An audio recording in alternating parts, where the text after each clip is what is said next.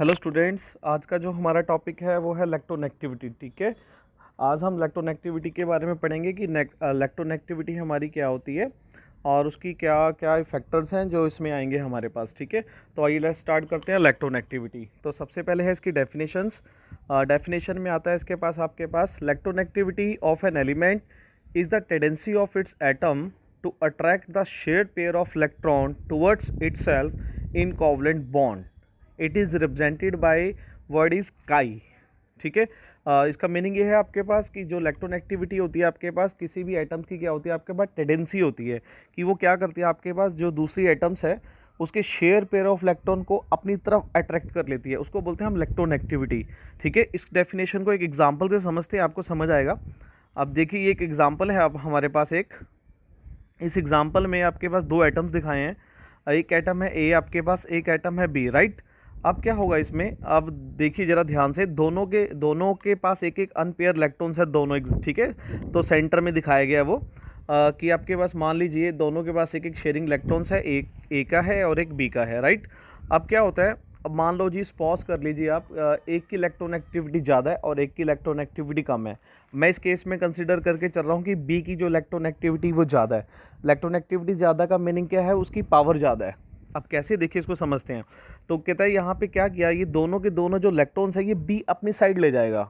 ठीक है, राइट। पहले क्या थे, दोनों शेयरिंग में थे, तो नेक्स्ट क्या हुआ कि बी की पावर ज़्यादा होने से क्या हुआ, बी ने क्या किया, दोनों के दोनों इलेक्ट्रॉन अपनी तरफ अट्रैक्ट कर लिए। इस चीज़ को बोलते हैं हम इलेक्ट्रोनेगेटिविटी, राइट। तो इस एग्जाम्पल में यही दिखाया गया, आपके पास जो बी है वो दोनों के दोनों इलेक्ट्रॉन्स बॉन्डिंग अपनी तरफ इटसेल्फ, ठीक है, अट्रैक्ट कर लेता है और एक उन पर चार्ज क्रिएट हो जाता है, पॉजिटिव और नेगेटिव, राइट। इस चीज़ को हम बोलते हैं इलेक्ट्रोनेगेटिविटी। जो एटम अपनी तरफ अट्रैक्ट कर लेगी उसको बोलेंगे, उसकी तरफ आ जाएगा नेगेटिव चार्ज, राइट। और जिस एटम की तरफ से इलेक्ट्रॉन वो चले जाएंगे उस पर चार्ज आ जाएगा नेगेटिव। तो इसके लिए जैसे हमने ए और बी लिया है तो बहुत सारे एग्जांपल आपने पढ़े होंगे, जैसे मैं आपको बताता हूँ। जैसे आपने पढ़ा होगा जैसे HCl, राइट।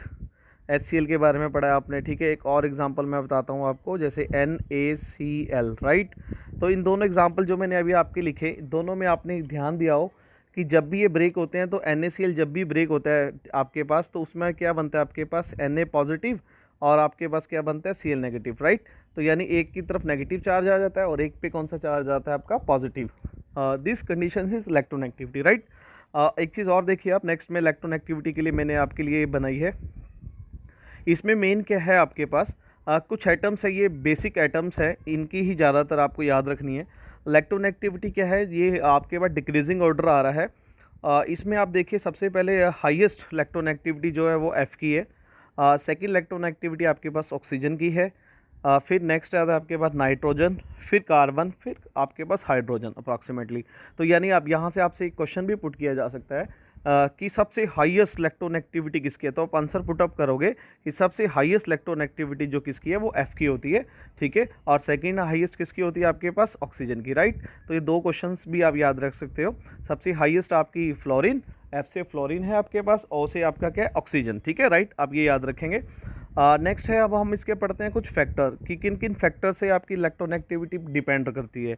तो उस फैक्टर में सबसे पहले आपके पास आता है, सबसे पहली कंडीशन हम जो पढ़ते हैं वो कंडीशन है स्टेट ऑफ हाइब्रिडाइजेशन। अब हाइब्रिडाइजेशन आपने ये नेक्स्ट यूनिट में हमारे पास कंप्लीट टॉपिक आएगा एक, तो जस्ट आपने इसका एक पॉइंट याद रखना है, वो मैं आपको बताता हूँ क्या पॉइंट है। हमारे पास जो हाइब्रिडाइजेशन है वो तीन होती हैं आपके पास, जो सिलेबस में पहले मेंशन है, sp, sp2, sp3, ठीक है। और इसमें आपको मेन सिर्फ इस कंडीशन में, इस टॉपिक में याद ये रखना है कि जो आपके पास जिस भी एग्जांपल में sp हाइब्रिडाइजेशन आएगी वो आपके पास मोर इलेक्ट्रोनेगेटिविटी होगा other than sp2 and sp3, right. ये आपको याद रखना है। एक शॉर्ट ट्रिक से भी आप याद रख सकते हो इसको। वो ट्रिक थोड़ी सी ये है कि जैसे आप दोनों तीनों को देखते हो, जैसे sp है, sp2 है, आपका sp3 है, राइट। तो आप ये देख लीजिए जिसमें आपके पास p ज़्यादा हो रहे हैं, ठीक है। जैसे sp वाले में p1 है आपका, sp2 वाले में p2 है, sp3 वाले में p3 है। जितने p आपके पास इंक्रीज होंगे तो उसकी इलेक्ट्रोनेगेटिविटी को कम कर देंगे, ठीक है। तो इस तरह से आप इसको याद रख सकते हैं। सेकंड पॉइंट पर चलते हैं हम। सेकंड पॉइंट इज़ हमारा ऑक्सीडेशन स्टेट ऑफ एलिमेंट। अब ऑक्सीडेशन स्टेट ऑफ एलिमेंट में क्या आपको याद रखना है, आप इसको आइए एग्जाम्पल से समझते हैं। देखिए मैंने यहाँ पे आपके पास एग्जाम्पल लिखा है, और एग्जांपल में आप देखिए, एक लिखा है आपके पास Fe के ऊपर 3 पॉजिटिव चार्ज और एक मैंने लिखा है Fe 2 पॉजिटिव, यानी सेम एग्जांपल है, एक पे चार्ज आपका 3 पॉजिटिव है और एक पे चार्ज कितना है आपका 2 पॉजिटिव। तो दोनों में ये ऑक्सीडेशन स्टेट के कारण ही आया ऐसा, क्योंकि जो आयरन है आपका वो दोनों ऑक्सीडेशन स्टेट को शो कर सकता है, +2b एंड +3b। अब यहाँ पे हमारा जो मीनिंग हमने समझना है वो ये है कि जितना हाइयर ऑक्सीडेशन होगी, राइट, हाइयर ऑक्सीडेशन यानी F3 वाले की केस में हाइयर है, 3+ वाले की, तो उसकी जो इलेक्ट्रोनेगेटिविटी है वो हाईएस्ट मानी जाएगी, right. Repeat, highest oxidation high electronegativity, right, ये पॉइंट आपने इसमें याद रखना है। थर्ड पॉइंट पे आते हैं हम, इसकी थर्ड पॉइंट है हमारे पास, हाँ जी, नेक्स्ट थर्ड पॉइंट आता है हमारे पास, nature of substituents attach to the atom.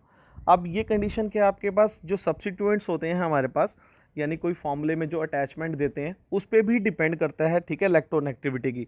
इसको भी एक एग्जांपल से ही समझा जा सकता है। देखिए आप, एग्जांपल है कार्बन एटम इन, पहला आपके पास फॉर्मूला है CF3I, ठीक है, last one is I, iodine, ठीक है, acquire greater positive charge than CH3I, therefore carbon atom in CF3I is more electronegativity than CH3I, ठीक है।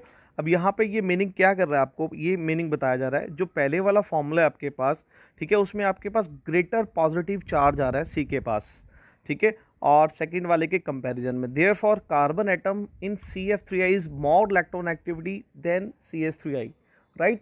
यानी डिपेंड करेगा आपके पास कंस्टिट्यूएंट पे, जैसे पहले वाले इस एग्जांपल में F था और F जो होता है आपका इलेक्ट्रोनेगेटिव होता है ज़्यादातर, तो इस केस में यानी वो आ रहा है पहले केस में आपके पास, सेकंड केस में कोई इलेक्ट्रोनेगेटिव एलिमेंट नहीं है, तो जिसके रीज़न से क्या हुआ आपके पास, जो पहले वाला केस है आपके पास उसमें इलेक्ट्रोनेगेटिविटी ज़्यादा हो गया।